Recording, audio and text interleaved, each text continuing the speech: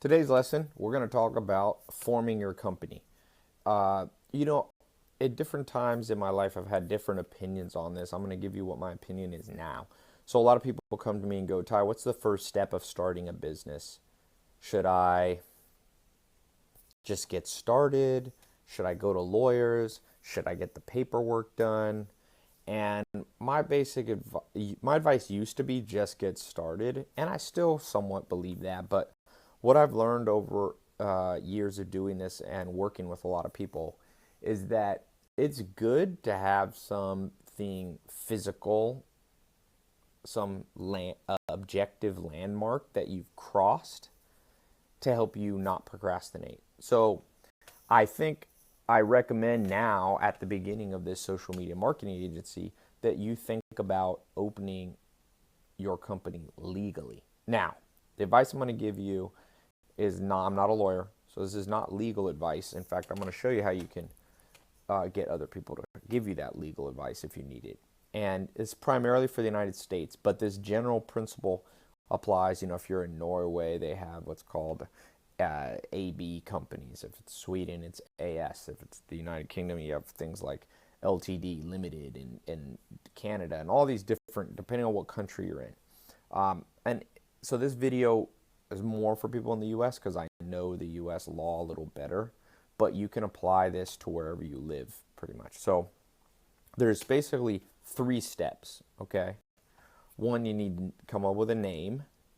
Number 2, you need to come up with the legal structure of a company. And number 3, you need to have a website. Those are the 3 core elements of you starting your social media agency, okay?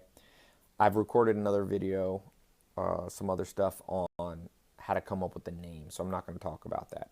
How to pick the domain name. It's primarily around the name, but I'll have another lesson on that, like how I buy domain names and some little bit of strategy there. But this one I want to talk about step number 2, which is that actually forming legally a company. Now, this used to be really expensive and a pain in the butt to do, because years ago you would have to go to a lawyer. Lawyers are a little bit sometimes like auto mechanics. They try to charge you the maximum amount of money they can by dragging out the process and all that. So for you, I don't want you to have to spend an arm and a leg to form your company. Now, there's some websites out there now, LegalZoom. There's one, I think it's called incorporate.com or something like that. I think Rocket Lawyer. There's a few different ones. I'm not affiliated with any of them. I don't make any money. Use whichever one you want to use. Like I said, I have no vested interest. I usually use LegalZoom, just me. So I'm going to tell you my experience. And I use my own lawyers in somewhat in combination. For you, if you're starting out, if you're kind of a new entrepreneur, usually LegalZoom is all you need at the very beginning. Now, you go to LegalZoom.com and you click on company. Now, in the United States, there's many types of companies you can form. All right. If you see like a company with INC at the back, that's Inc. So that's usually what's called a C corporation, C. And then there's something called an S corporation, which is like a sub chapter of C. So it's usually smaller companies will be S. And then there's something called LLCs. LLCs are a little bit newer structures. They stand for limited liability companies, but they're very popular, and I usually use them.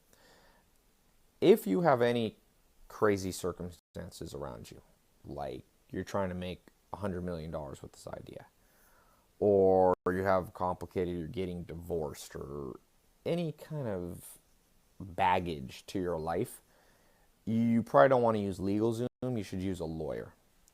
But LegalZoom can help you get started, and then you can consult with a lawyer, and I'll talk about that in a second. So you go to LegalZoom's website, you click on form an LLC, and then it just has a questionnaire. You just answer the questions, and they'll usually give you some guidance. Now, one of the questions they'll ask you is the name. Let's talk about the name. As I said in the other video on naming your company, the name of your LLC or your S corp or your C corp is not doesn't have to be the name the public sees. Like, for example, Taco Bell and Pepsi, they're owned by a company called Yum Brands, YUM Brands. Kentucky Fried Chicken, I think, too. But the public knows those companies as separate companies. So you can have the name of your agency be different than your LLC. So you could have, let's say your last name is Smith or something. It could be like Smith Holdings, Smith Ventures. And you just type that in on the LegalZoom website. One of the things they're going to do for you is check if the name is already in use. So here's my advice on that. Have your LLC be a 3-word or 4-word name. The more words you have, the less likely someone else in that state has it. So, number one, don't worry. The name you choose for your LLC, I think in general, picking a kind of generic name, it doesn't have to say social media agency in it, is fine. Your website name, the name on the business card, can be a name that's catchy around social media marketing, okay? But the name of your company structure, which will hold your assets, which will open your bank accounts in, and so on, can just be kind of a generic name. So it can be your initials. If your name is Bob Smith, I wouldn't use the actual your full name, but you could use the initials. Like if your name is Bob Joseph Smith, you could be like BJS Holdings or Ventures. You can use Holdings. Ventures is good. Those are kind of good generic ones. And then it'll get LLC or Inc. at the end. So you go to LegalZoom.com or Rocket Lawyer or any of these other Incorporate.com, and they're going to ask you a questionnaire. So they're going to ask you for that name. So think about that name that you want, but don't worry too much about it because usually the public won't see it. And you can always change it later. It's a pain in the butt to change, but you can. All right, the next thing is what state. If you're in the United States, you have to pick a specific state. Now, here's a little ninja tip for you. It does not have to be the state that you live in. So I have LLCs in many states in the U.S. And I'll give you some of the most popular ones right now. Well, Delaware is probably the most famous place to open your LLC. So LegalZoom, you can select Delaware. Usually, you can talk to a lawyer. Usually, you're not going to go wrong with Delaware. There's a lot of good laws around protections for you in the state of Delaware. And also, the fees aren't too high. LegalZoom will act as your registered agent. You'll need to have a mailbox and so on. LegalZoom can do that for you for a fee. I recommend you use them or somebody else as the legal agent, as the registered agent. And so you form an LLC. I would recommend, if you're not sure what to do, usually LLC is the best one to do. So what I'll do, I usually would do LLCs. I have had C corps in this and all that kind of stuff. I haven't done as much C corps, but S and so if I form the LLC, I put the name in. I usually pick Delaware. Sometimes Nevada is becoming one that's a little more popular. It doesn't have certain fees. There's some advantages to the state of Nevada. It doesn't have any state income tax. Florida I've done before. I think some people like Montana, California. But like I said, Delaware, Nevada, if you're not sure, those are pretty safe ones. There's times when you won't want to do them.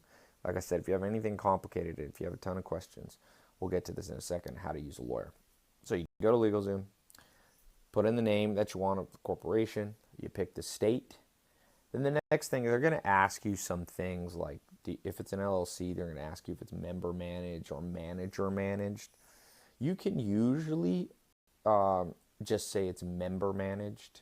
It doesn't, if it's just you alone, if you don't have business partners, it's not quite as important, member managed or manager managed. If there's a few of you, then the difference between a member managed and a manager managed, basically, do you want to designate one of you to be kind of the boss person? That's oversimplification. But that's beyond what we need in this video. We're going to start out real simple. If anything's complicated, you need to bring a lawyer in, right? Because it's so different for your age and location and your personal situation and financial situation. But I'm just giving you kind of the default. So right now, during this 4 months, by the end of the 4 months, you've got your corporation form, you got your website, you got your name, you've acquired, you're acquiring clients that are paying you $1,000 to $10,000 a month. So one of the things that I think, like I said, is important is just get this done. It's not that expensive. LegalZoom can do it for you for a couple $100. They have different levels. They're like slow. There's a slower one that's like I think it's $250 plus the state incorporation fees. Now, if you're completely cash strapped, you spent you have no extra money right now. You don't have to do this. If you do have the money, don't be cheap. Do this. It will help you mentally to know you have your corporation form. When you feel like procrastinating, not getting out of bed, you can look at the momentum you've already created, and that momentum will help you keep going. I'm a big believer in creating momentum because you're going to want to give up at some point. And by having an actual company there that you can say, I've got this. It's like a physical thing that you have. You'll get a box from these companies like LegalZoom where it'll be your articles of incorporation and all that. Put that in your library. It looks cool. They'll give you a nice little binder. Put it there. That shows you are a legitimate business. By the way, the reason you want to have a business eventually, you might start without forming an LLC or S Corp or C Corp, but in the United States, people can sue you. And by having a corporation, it's like a barrier between you. They could still theoretically sue you. It's called piercing the veil. If you've done something bad enough, something criminal, they can sue you personally and go after your personal bank account, after your personal salary, after your personal car and assets. But assuming you're not going to do something criminal, by you spending a little bit of money and forming a company, LLC or S Corp, it's a barrier between you. Usually they can only sue that company, not you personally. So depending on what happens, worst case scenario, it can be a lifesaver to have an LLC or S Corp or C Corp there. Now, when we want to use a C Corp, C Corps are good if you are thinking of eventually going public or selling to. So usually C Corps is much more sophisticated. The taxation, it has double taxation and so on. S Corps and LLCs, if you set them up right, they usually just pass through. They're much easier to do your taxes. So that's why I said usually you're going to do S Corps and LLCs in the state of Delaware, Nevada. Those are two pretty good states. You don't have to live in Delaware or Nevada either, just to be clear.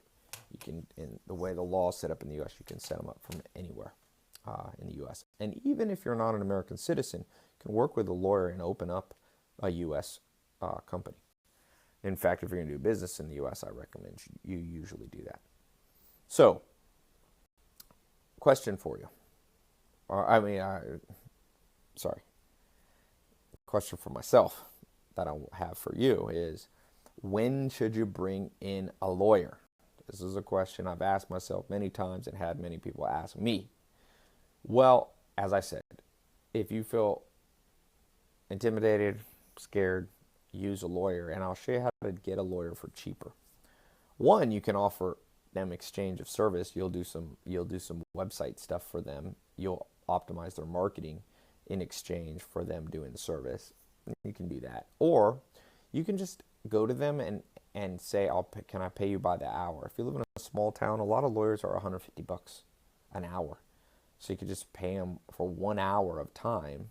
Say, I'm on a budget. I'm young. I'm starting out. Can I pay your hourly rate and just sit down with you? And you can get some guidance, and a good lawyer can help you in an hour or two. So you can try to do this on a budget. Some lawyers will say no. Some want a minimum retainer of 10 hours and all that stuff. But there's plenty of lawyers out there that can help you in an hour or two. Again, if you have a really complicated situation, it might cost you you might need to actually retain a lawyer on an ongoing basis. Now, with my businesses are a little more complicated. I got multiple ones. I got to pay the big bucks. Some of these lawyers I have are like $900 an hour. But don't start with that. It's pain in the butt. You don't want to use them if you don't have until you have to. So when you're on LegalZoom's website, when you're on these different, Incorporate or Rocket Lawyer, you can get started. If you mess it up, don't worry, because the beauty is they can actually close down. I mean, you can actually close down an LLC or make changes. So LegalZoom and these companies are going to make sure you don't do anything majorly wrong. They're going to check for conflicts in the name and things like that. Make sure that you can do it. Remember what I said about using a 3-word name. 3-word plus holdings. So, 3 words with the word holdings or ventures or something like that. So it could be, say your initials are RBJ. It can be like RBJ Internet Ventures. Odds are that's not taken. Okay? 1 word RBJ, Internet, 2 words, Ventures, 3, or RBJ Internet Holdings or Marketing Services. Let me take that back. Don't use marketing services. That can be in your name that you have for the public to see, but your corporate name, I think, and there's some people who disagree with me, but I think in general, just having a general holding company. Here's why. You can also use that LLC later for other things that you might do. You could use it for real estate. If you decide, you might sell the social media agency. And by having a more generic name, you're going to be able to use that and recycle that LLC. Okay? So, it's a lot of stuff I threw at you, but very important. Get some momentum here. Again, if you're on an absolute budget, you can skip this step and just do it a little bit later. But if you can, do it right here at the beginning. It'll help you feel good, feel you have some momentum. So, comment below. What is the name that you came up with for your LLC or S Corp? Remember, no one's going to steal it. You're not coming up with a fancy name, so it's okay to write it below. Okay, it's not. You don't have to put your domain name, but you can put your domain name after you buy it. No one can take it from you. So below, what's the name you're going to do for your LLC? Okay, and also include what state you're thinking of and whether you need a lawyer. Okay, so you can just kind of put, no, I think my situation is not too complicated. Write that below. This is your homework. Got to complete this to get certified. I'm not going to certify you unless I know you understand each of these principles. I'm holding you and myself to a high standard before anybody gets certified. Okay, so thanks so much. I'll see you on the next lesson.